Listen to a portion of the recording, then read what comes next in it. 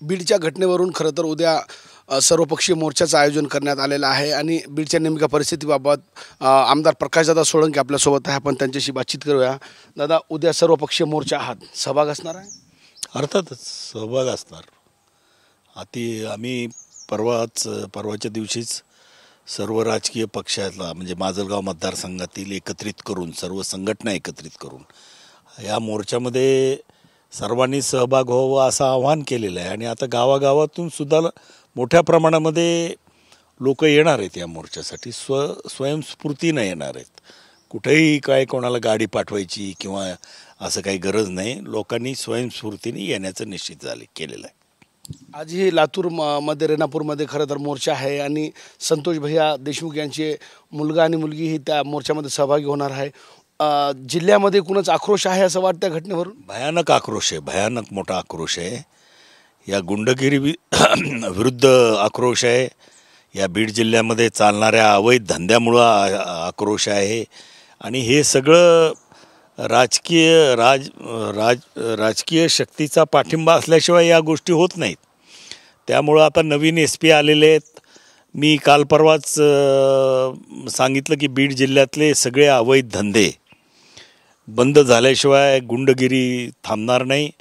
त्याप्रमाणे निश्चितपणानं आता नवीन SP कडून अपेक्षा व्यक्त करूया की हे सगळे काही वाळूचा धंदा असेल, मटक्याचा धंदा असेल, हातभट्टीचा धंदा असेल, जुगाराचा धंदा असेल, हे सगळे अवैध धंदे मोठ्या प्रमाणात या ठिकाणी पैसा देतात मिळून काही लोकांना आणि त्याच्यातून ही गुंडगिरी होत असते.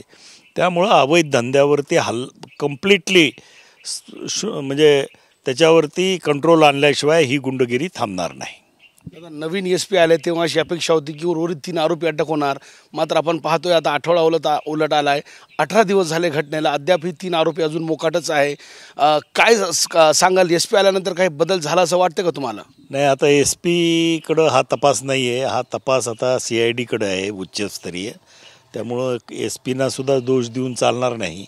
परंतु SP नी याच्यामध्ये लक्ष घातलेलं आहे आणि नक्कीच काही बदल या पोलीस प्रशासनामध्ये झालेत असं जाणवतं आहे. परंतु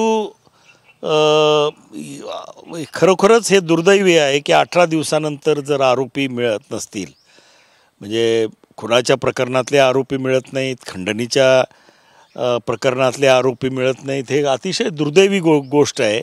आणि खरं म्हणजे हे म्हणजे पोलीस प्रशासनाचं आणि शासनाचं अपयश आहे असं मला वाटतं.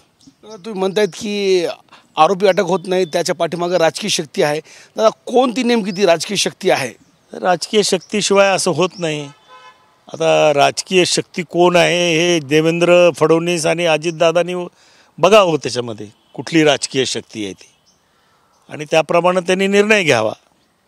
दादा, संदीप क्षीरसागर आहेत आमदार, त्यांचं असं म्हणणं आहे की हे प्रकरण पूर्ण संपेपर्यंत किमान धनंजय मुंडे यांनी मंत्रिपदाचा राजीनामा द्यावा किंवा पक्षानं त्यांचा राजीनामा काढून घ्यावा, त्यांना खातेवाटपमध्ये खाते जे दिलेले आहे ते वापस घ्यावे. तुम्ही कसं पाहता त्या विधानाकडे आणि तुम्हाला काय वाटतं, धनंजय मुंडेने खरंच हे पूर्ण तपास होईपर्यंत मंत्रिमंडळातून बाहेर यावं? अहो, तो त्यांचा प्रश्न आहे, धनंजय मुंडेंचा प्रश्न आहे. परंतु आज बीड जिल्ह्यामध्ये त्यांच्या विरुद्ध आणि ह्या गुन्हेगारी विरुद्ध फार प्रचंड आक्रोश आहे. याची नोंद खरं म्हणजे देवेंद्र फडणवीस आणि अजितदादांनी घ्यायला पाहिजे होती, पण दुर्दैवाने घेतलेली नाही. आणि त्यामुळं देवेंद्र फडणवीस आणि अजितदादांनी यामध्ये परत एकदा फेरविचार करून याच्या बाबतीत तातडीनं कारवाई केली पाहिजे असं माझं मत आहे. कसल्या स्वरूपाची कारवाई दादा? त्यांना जो आक्रोश आहे बीड जिल्ह्यातला तो ओळखून ती कारवाई करावी त्यांनी. आहे ते आम्ही वेळोवेळी त्यांच्यापर्यंत सांगितलेलं आहे काय करायला पाहिजे नेमकं ते. अजितदादा मागं येऊन गेले बीडला, त्या एकूणच संपूर्ण घटनेविषयी किंवा अशा परिस्थितीबद्दल तुम्ही तुमची हरकत या ठिकाणी त्यांना नोंदवलेली आहे का? हो, ते घटना घडल्याच्या दुसऱ्या दिवशी मी अजितदादांना भेटलो आणि या संपूर्ण प्रकरणाची माहिती त्यांना दिली. त्यांनी SP ला फोन करून माहिती घेतली.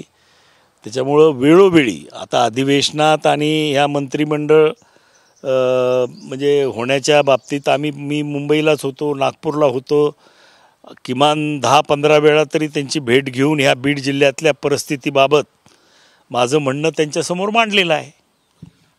राजकारणात आपण दादा पाहिलं की नैतिकतेचा काही अनेक वेळा विषय समोर येतोय. नैतिकदृष्ट्या धनंजय मुंडेंनी मंत्रिमंडळातून माघार घ्यावं असं वाटतं का तुम्हाला? तो त्यांचा प्रश्न आहे. एवढा मोठा आक्रोश असताना काय करायचं हा त्यांचा प्रश्न आहे आणि त्यांच्यापेक्षाही जास्त नेते मंडळीचा प्रश्न आहे. म्हणजे आमचे देवेंद्र फडणवीस, अजितदादा यांना सगळ्या गोष्टी माहीत आहेत. त्यांना आम्ही सगळ्या गोष्टी सांगितलेल्या आहेत. त्यामुळं त्यांनी निर्णय घ्यायची वेळ आहे. धनंजय मुंडेंनी काय करावं हा त्यांचा प्रश्न आहे, परंतु आमच्या नेत्यांनी काय करावं हे आमचं नेत्याकडं मागणं आहे.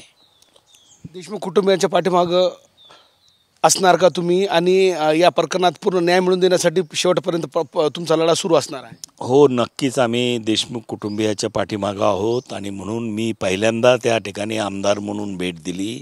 नुसतीच भेट दिली नाही तर त्या कुटुंबाला मदत केली पाहिजे या भावनेनं आर्थिक आम्ही संपूर्ण माजलगाव मतदारसंघामध्ये मोठ्या प्रमाणात निधी जमवलेला आहे. आजपर्यंत जवळजवळ 35 लाख रुपये आम्ही जमा केलेले आहेत आणि हे काम चालू आहे. 3 तारखेपर्यंत आम्ही जास्तीत जेवढा निधी गोळा करता येईल तेवढा करून 4 तारखेला त्या कुटुंबियाची भेट घेऊन आम्ही त्यांच्याकडे तो निधी सुपूर्द करणार आहोत. प्रकाशदादा सोळंके होते. आर्थिक मदत जमा करून देशमुख कुटुंबियांना सुपूर्द करण्याचे सध्या यांचे प्रयत्न सुरू आहे. मात्र पूर्ण ताकदीनं या ठिकाणी देशमुख कुटुंबियांच्या पाठीमागं असल्याचं या ठिकाणी प्रकाशदादा सोळंके यांनी स्पष्ट केलं आहे. कॅमेरा पर्सन अमित आडेसह नजीर खान, TV9 मराठी, माजलगाव, बीड.